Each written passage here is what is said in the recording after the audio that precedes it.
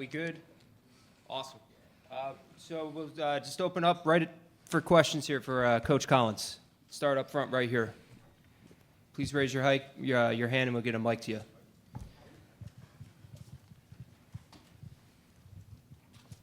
Hi, Stacy. How are you? I'm doing great. How's everybody doing today? Well, so obviously with Oregon and Washington eventually making the move to the Big Ten, you have ties to the West Coast. What do you think you can bring to the table in terms of recruiting, and what should the Big Ten know about recruiting in the West Coast and potentially competing in those areas with those future Big Ten schools? Yeah, certainly got a lot of history there, and there's a lot going on in college football.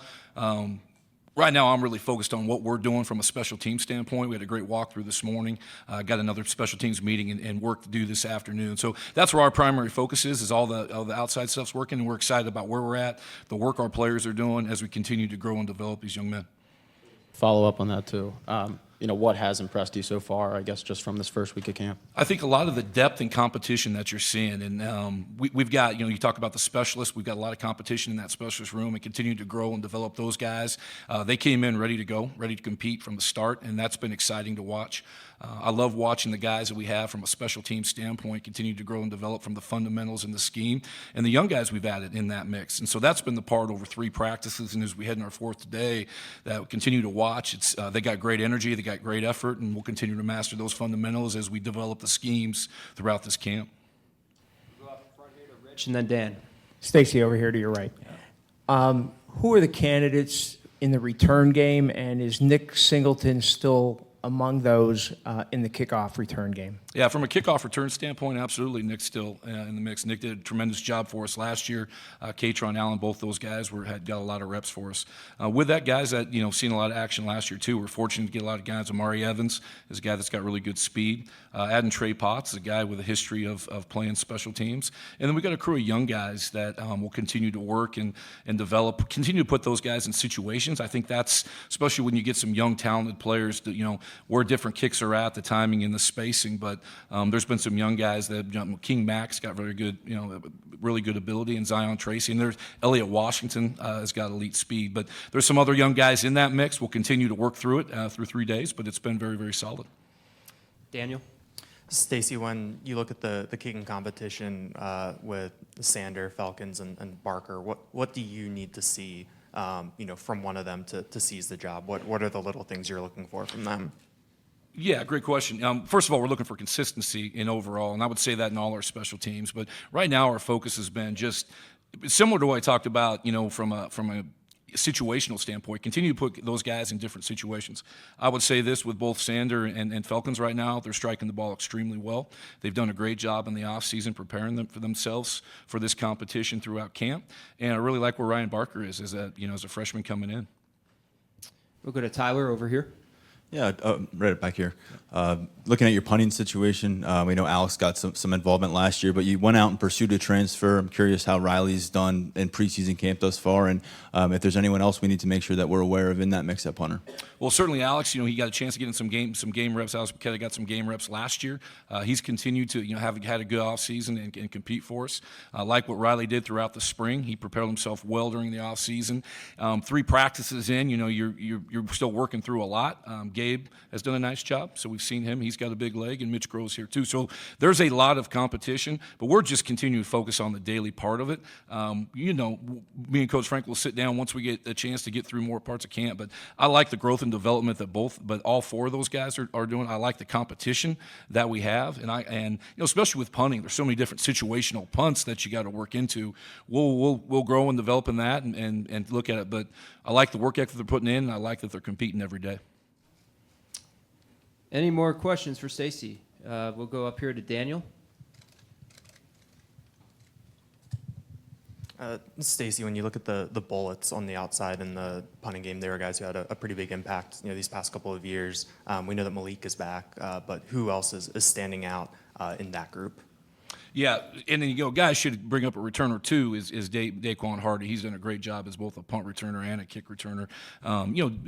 Day-Day's got a chance. Daquan's had a chance to do that out there for us. Trey's done. We've got a deep group of guys with great speed. Our strength and conditioning staff has done an unbelievable job with our speed. So there is a lot of bullet players that we're working at now. Similar to what I was talking about with the punting situation, there's going to be a lot of situational things that we're going to put these guys in throughout camp, and I think it's going to be a deep group. It's a group that's getting a lot of reps, a lot of fundamental and technique reps right now, and we'll continue to see that as we go through camp. Mark. Stacy, you guys started that tradition of the 0 jersey with Jonathan. Is that something that's going to continue? And if so, at what point will you make that decision? Yeah, we're looking at every rep on tape, every rep on camp. You talk about bullets. Another guy I should have brought up is Malik McClain. You look at what Dom DeLuca did last year on special teams, but it's a new number 0 that we're going to get a chance to see. We're excited for it. I'm excited to watch our kids compete every day. We have a SWAT player of the day every day that emulates what we're looking for on that practice field. So as we get towards the end of camp, we'll get a chance to evaluate that and see who it is. But I like the competition we have. I like what our guys are doing from a fundamental standpoint. Where you're going to wait until the very end? We'll wait till I'll sit down with coach and the staff, and we're ready to do that. We'll make that decision. Yeah. Tyler, back here. Stacy, James keeps indicating that this might be the deepest team that he's had assembled here. That usually is a good thing for a special teams coordinator, putting together coverage units and all that. How can you benefit from the 3 deep on a defense and kind of filtering out those coverage spots? And you mentioned some freshmen in the return game. Can you give us some names of freshmen who are putting themselves in that coverage conversation, maybe finding a pathway to early playing time that way? Yeah, so depth is, anytime you have depth as a special teams coordinator, when you sit in my shoes, that gives you the chance to have more and more work, be able to develop guys, because it's a long season, right? That season, you never know. Maybe KJ Winston's a great example, where maybe early on last year, you didn't see a lot of him special teams. By the second half of the season, he's primarily a 3-team starter for us. So that's the growth and development that we're looking for. Some young guys, I think you got to look at Tony Rojas, linebacker that's got great, speed, athleticism with it. There's a lot of guys in that mix right now. It's still pretty early in the camp, so we'll continue to look. But I do like what we're seeing. I like the athleticism that we have. I'll give another shout out to our strength and conditioning staff, because you're seeing a lot of competition and deep lists as we go through our special teams drills. Any more questions for Stacy? Tyler. You brought him up, and everyone seems to. Tony Rojas, I'm going to tap into your role as a linebackers coach with this team as well. What has he done in fall camp that makes him a little bit different than what he was in spring camp when we heard so much about him? Well, that young linebacker crew is a talented crew. The guys that came in, you had Keon Wiley a year ago, who's been here for a year. You have Tony, and you have Tamir that were able to get here in the spring. And Gavion Keys has done a nice job popping in also. So I think the biggest part is when you've had a spring under your belt, you understand the drills, you understand the concepts of what we're looking for. That always helps put somebody ahead. Last question, Daniel, right here. Chris Stoll was here for a long time and leaves a pretty big vacancy at the long snapper spot. What stands out to you about Tyler Dzansky and that group overall? Yeah, Tyler's work ethic is the first thing that stands out, what type of player he is every day and the time he puts in. Obviously, Chris Stoll was a great player, but the ability to get a lot of these specialists time on the field last year, Tyler's one of those guys we're able to get into a game setting, but Tyler's extremely consistent with, from a snapping standpoint. He's consistent as a person both on and off the field, and he's done a really good job here early in camp, and we're excited to see that continue as we finish camp. All right, thank you very much, Stacy. We'll have Manny here next.